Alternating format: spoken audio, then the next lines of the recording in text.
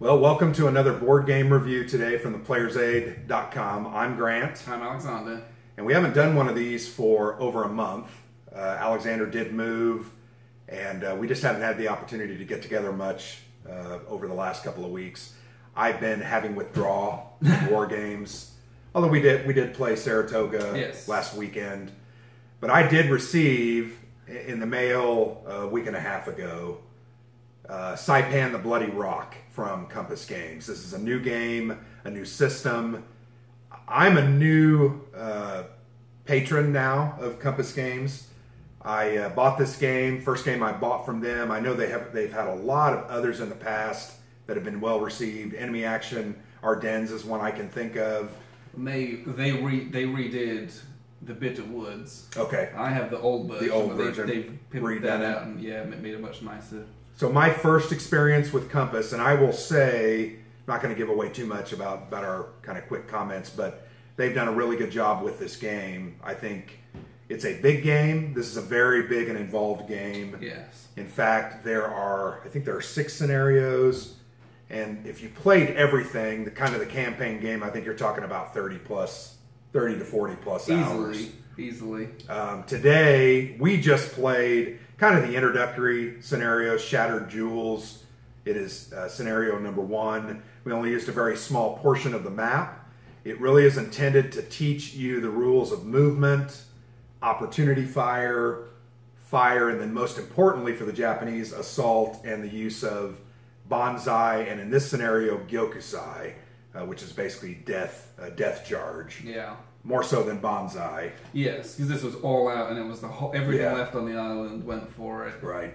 So this event, Saipan, took place in June and July of 1944.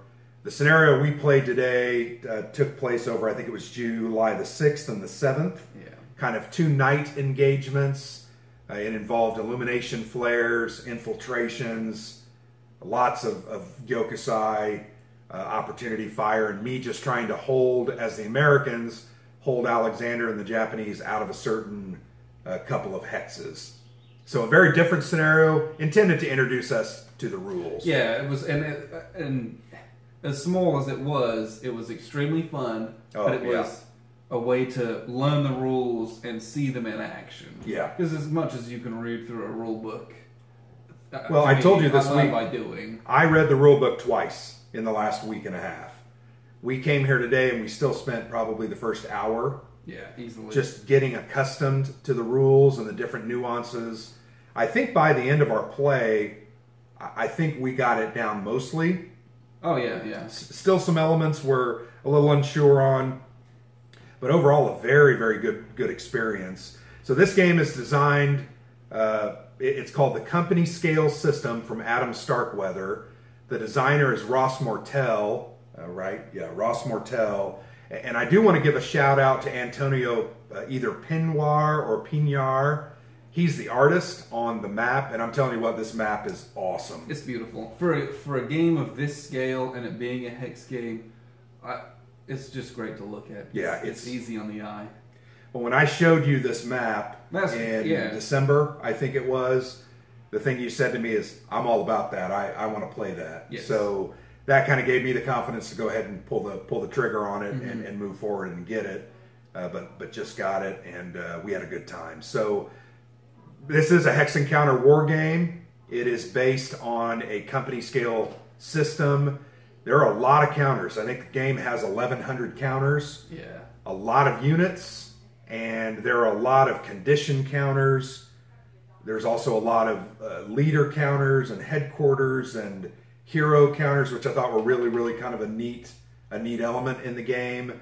There's a lot, and if you can see the map, and we'll show you the map here in a moment, there's a lot of counters in a very small area. Yes. And a lot of our counters have either been dead and removed from the game or are sitting and waiting still to come in. There's just different things going on. So, Alexander, what were your thoughts on the game overall? My thoughts were, I had a great time playing this. And what I like about it is the company scale is a very interesting scale, right? Mm-hmm. We've played games on an operational level. and we've played games Tactical. on a tactical level, but something that's very this kind of that middle scale. I don't think I've ever played anything that was that scale, that was of this scope, right? And and the conditions we were fighting under were really fun. Doing the banzai charges was really Over and over again. That's basically all you did. Fun's a pretty interesting word to use, but Yeah. it was, just the rule set that governs that is, I think it's very realistic. Yeah. It's Very bloody. They're charging in, and it is lethal, and it's lethal for them just charging out in the open with swords, sitting there getting fired at by machine guns. The opportunity fire was savage, but then if they get you when you're in your foxholes, it's over. Yeah. And that was, or it just fails miserably because you just fall on the defenses. Right. And I really liked the level of realism. I thought was really good. I thought it was really, really good. I enjoyed the game. I think a big game like this, I was a little concerned about the playability and the way it would feel. I actually felt like this was very intimate. Almost felt to me, once again, on a company scale, a little bigger, but it felt a little bit tactical to me in some ways. There were elements that were, we love assault, we love melee, we've always enjoyed that. Nothing better than in Combat Commander, charging into the building and when the smoke clears, everybody's dead. Really liked this. It felt intimate to me. Part of that was probably because we played a small portion of the map. I think had we used the entirety of the island and both maps in a scenario, maybe it wouldn't have felt as intimate or as close. By that same caveat, I think it would, in the sense that you'll have the Japanese hold up in their caves and their fortifications, getting them out of those. You can do as much artillery fire as you want from long-range bombardments. That's gonna be very hard to get them out. You still got to get in and get close and get them out. out. And I think that's very rewarding as well. But I did like that feel. I also really enjoyed the counters. Very simple counters, I think. Some of them have a lot of information on them, but majority of the counters are very clear. You got a firepower, you have a defense value. You either know what your movement is, or you're not able to move because you're deployed. Really liked the counters, and I really liked the art. Really beautiful game to look at. The colors are great. I really, really enjoyed that part of it. So, Alexander, what was something maybe you didn't like or felt needed some changes or weren't to your liking? The only thing, and this isn't unique to this game, is counter density. This is pretty counter heavy, and a stack might only be five counters high when you've got like a foxhole, 2 units, a leader, and then I have my banzai thing on top of it. But these are pretty small counters, and they're very condensed, especially when you're in close. So get the tweezers out on this. Yeah. And I like games where I don't have to do that. Right. So things like Flying Pig games, where you got the huge counters, and it's much easier to handle them. Yeah. Or things like Unconditional Surrender, where the stacking limit is 1. Right. Right. And those are very different styles of games, but games where you get big stacks. Yeah. That's something that I shy away from. The stacking limits in this game are 3 units, plus you can have a leader, support weapons, and then you could have any number of counters, 2 or 3 markers. I mean, there could be a foxhole or a fortification. There could be an illumination counter. There could be a bombardment counter. Disorganization. It's very interesting. I agree with you. I wish these hexes were just slightly bigger. I do know this map is huge. It is 2 22 by 34 size maps. This map is only, sorry, we have the cuckoo clock going off, but this map is only 1/2 of the map. But I would have liked to have seen those counters a little bit better as well. I love the delineations of the terrain markers, but once again, when I got a stack of counters on there and I can't remember, is that sugar cane? Is it open, cultivated, or is it rocky? We played a game last weekend, Saratoga, where we had that problem. That was monstrous.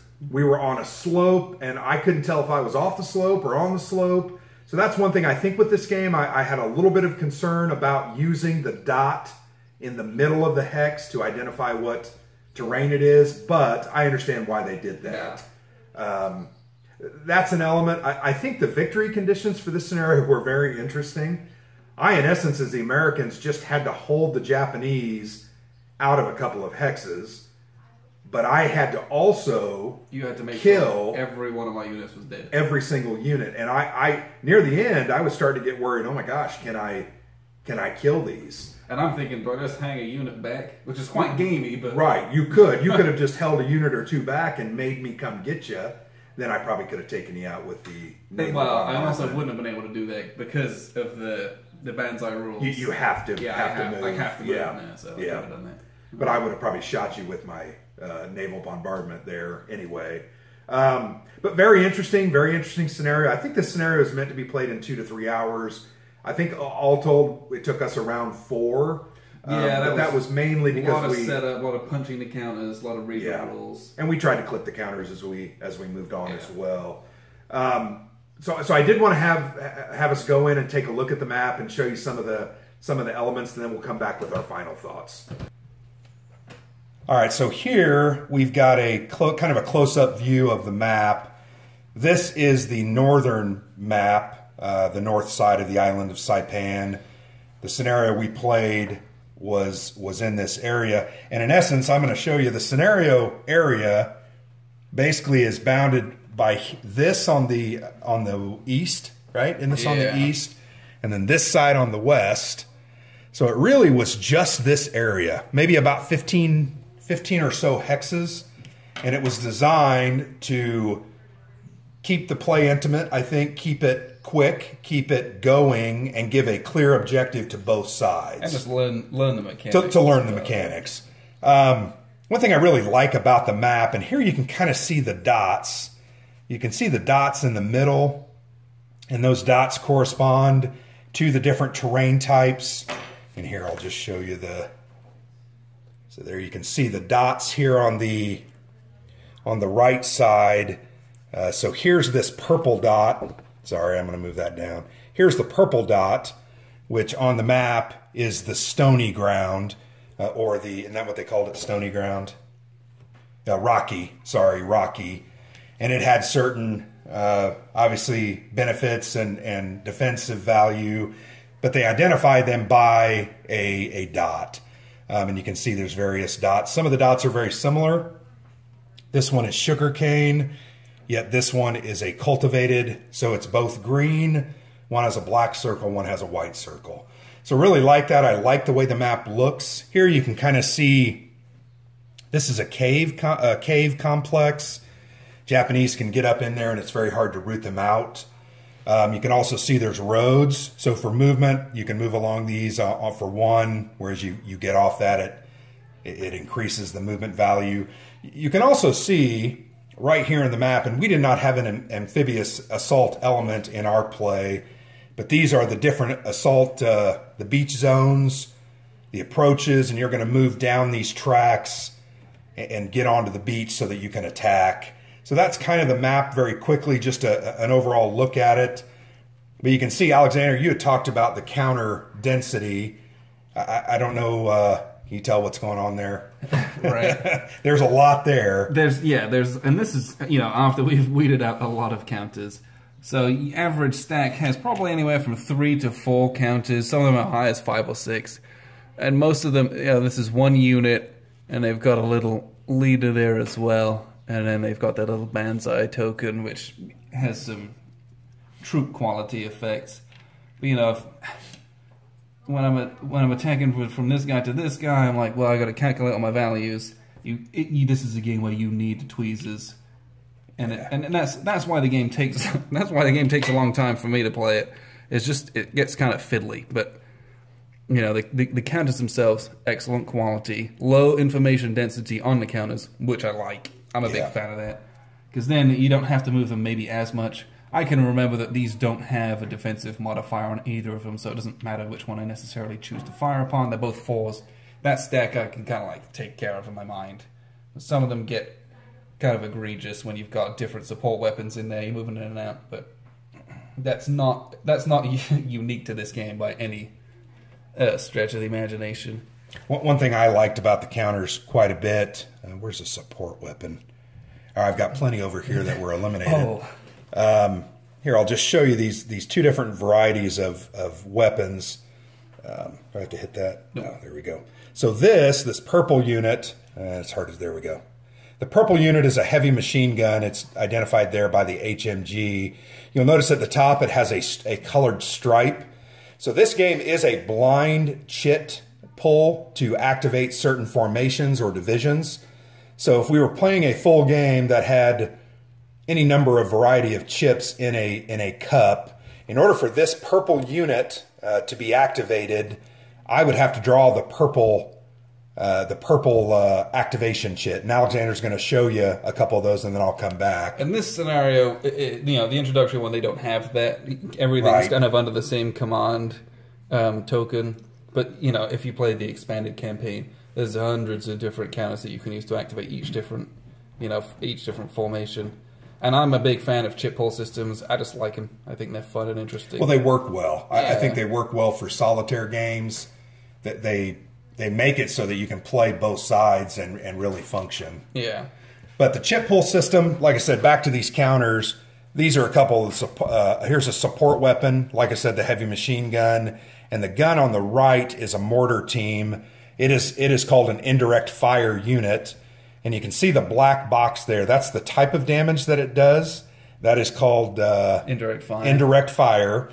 And it is a 3 power. So I'm having to roll under a 3. It's actually a modified 3. It can be as high as 7 or 8. Yeah, if you've got positive modifiers. If you've got good modifiers. But then the range is the other number there in the upper right-hand corner. I really liked these support units and the weapons. You're able to move those around, moving them from stack to stack, kind of moving them all the way up to the front. If you need a bazooka team, if you need a heavy machine gun, you can move those around. It just takes activations. And it takes time. And that's something I really liked. Well, it's realistic. Moving those support weapons around is oops, well, these are my dead units, so I don't care about this. Right. This is my map. This is my player sheet. So if I want to move a support unit, it can only be moved within the formation whose color it is, right? So this one was nope, that's a mortar. So this can only be used by American purple units. If I want to move it between those purple units, I got to take it off the board and put it on here. And then in my next turn, it's going to move across, and then I can take it off and put it back in a different one. And so there's that model, I don't know, that level of detail that is in a game of this scale. I really like how some of those bits and pieces are abstracted, but you can't just move it across. Because the distances here, it's more than just, oh, here's my machine gun. This represents like, a heavy weapons squad in a company, and they've got to move, a good, a click or two across to get, I don't know if that's scale right, but there's distance to move to get to another company. Yeah, that was a really neat element. I think there were a lot of those kind of elements in the game. And once again, we only played the introductory scenario. We didn't have every single element. There's air cover, amphibious assaults. The illumination rounds are kind of cool. Here you can see there's an illumination round here, marker, sorry. This is fired in, and it basically lights up an entire hex. So during a night turn, if it's very dark, you're going to have a -1 or a -2 modifier to fire attacks. But if you have that illumination round in that hex, it incurs no negatives. So that was important. I tried to make sure I positioned those well. Also, my mortar teams I felt were pretty accurate and pretty nice. In this game, not as important because Alexander kept moving so much that the benefit of those mortars are they kind of pepper an individual hex or a couple of hexes, and they create a bunch of negatives for that area. If Alexander's moving out of that area, it doesn't really affect as much the firing. With a scenario in this scale, -1 movement, I'm moving adjacent just to a second, and it wasn't that big of a deal. Those barrage markers, you do some damage, but that lasting effect you'd get in a big game, laying down heavy barrages, that would be really, really important. One other thing early on in this scenario that we encountered that I thought was very interesting, the Japanese start the game out. They are the active side, and they get to do their actions first. So their first chit pull is automatically decided. Yeah, it starts. They're going first. And what happened was he did several attacks. I fought some of them off with opportunity fire. And then when it came my turn, I think the very second chit we pulled was my main units. And I was able actually to kill, I think, every one of your guys on the board. Yeah. And then we drew like the support fire from the Navy, had no effect. We drew the wind marker, blew everything off, but it didn't matter. So that's something I think as we were looking at it, going on into the later rounds, that's going to become more and more important. There's only one or two Japanese counters in that chit pull mix, and it's possible that they go very last, and there may not be much for them to do when it comes around. They may be almost dead. And I think that was a very interesting thematic choice, but it also, once again, it resembles and replicates that fog of war, difficulty of command, difficulty of moving people around, and I really liked that part of the system. You want to tell them about the sake and the whiskey? These kind of a neat little optional rule. This is an optional rule, and these are a reroll. Each player, the Americans start with the whiskey, and the Japanese player starts with the sake. And basically, this is a reroll token. Oh, I want to use it, a reroll. I give it to the opponent, and I do my reroll. And we use those in like the very first turn. Yep. And then I don't have any reroll tokens. If Grant wants to use his, he has to give me both of them. They basically become one marker in effect, after that. And he gets to do a reroll, and those pass back and forth. So there's some strategy to that, maybe holding on to those. I know one time I used them and went from doing like 1 wound to doing 3 wounds. And then I think one time you did nothing and used them and did like a couple wounds or something. And, maybe I should have held on to it longer and not used it, but that's part of the fun of that element. Yeah. And it is an optional rule. You don't have to use it. But once again, it's kind of thematic and kind of neat. Yeah. I liked it. So that's a look at the board. We'll go back for some final thoughts. Alexander, what were some of your final thoughts about Saipan the Bloody Rock? So I really liked this game. I had fun playing this game. This is not a light game. This is quite a heavy game. There's some complexity to it. There's a lot of modifiers, but towards the end of the game, I felt like I had most of those modifiers down. In your mind, yeah. But there's a lot to consider. And they have a good player aid. I think we were able to refer to this several times. And there are 2 of them. And they've got the sequence of play printed on right. there. You've got the assault sequence here. So they were, and those are very, very good. But for a game that was this complex, I also felt that it was very playable. Mm-hmm. And, I mentioned things like the sake and the whiskey. Yeah. It's just like a cool little optional thing. I thought the heroes were really, really cool. That was something we didn't talk much about. No, and the back of the rule book has like a profile for each of the heroes, because the heroes are real combatants. It's in the rules. In the rule book. Yeah. They're real combatants. Based on real happenings. They actually, it tells you they won medals of honor. Posthumously, mostly. And so you've got these counters, which have, I think you had, that's not. I think I started with 2. But you use, and they're a one-shot, basically. Yep. Like you use them, it gives you like a +3 in an attack, or whatever it says that they do, and each one of them has a specific little thing, and that's really cool.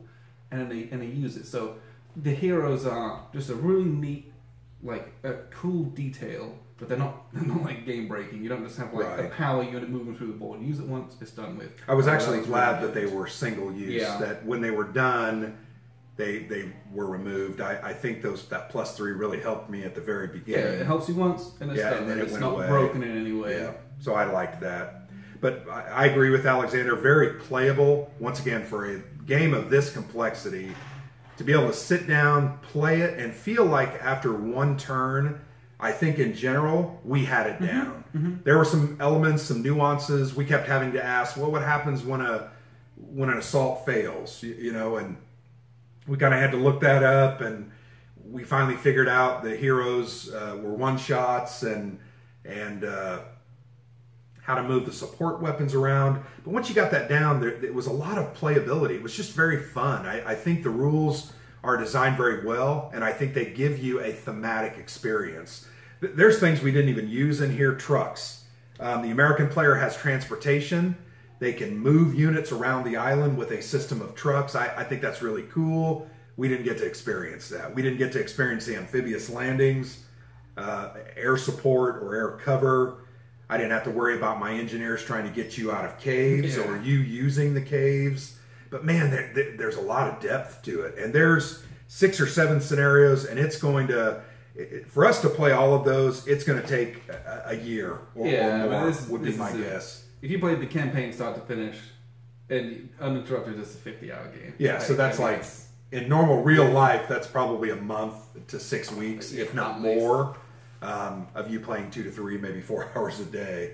But great system, I think, and this is a newer system. Also, and this is Mariana's campaign, Volume 1. So I am also excited for other ones for this specific campaign to come out. Right. So Guam is the next one, and how those differ. I'm excited to see what that one's. I think Guam comes out in August. So I think this is going to be a system that's going to be very exciting in the future, and I'm sure there will be more. I also thought the rulebook was very well done. Yes. Lots of examples, and it's full color. But lots of good examples, and I think some of these I had to read 3 and 4 times though to really get a grasp of what they were saying. But once again, that harkens back to the complexity. I think overall, great experience. Not a lot that I would change, but after a first play, I don't know that we're going to have a lot of deep thoughts as far as things that we would like to see done differently. But there you go. There's Saipan, the Bloody Rock. One other comment I wanted to make. In the scenario, they have some historical, accurate kind of introductions, and we really enjoyed the speech by General Saito as he addressed his troops at the beginning of this battle. He basically said, go out, be Japanese men, die, don't surrender. And then, as you know, Japanese sense of honor is a little bit different than ours. The commander committed ritual suicide, and that's just really a very neat element that they shared with us. I like that when games do that. I love the history of these games. That's what I'm in the game for. Yeah, the depth. So anyway, there's Saipan the Bloody Rock from Compass Games. We hope you enjoyed this review. Look for a series of written reviews, also some introductory comments about some of the rules over the next couple of weeks. So thanks for watching, and have a good day.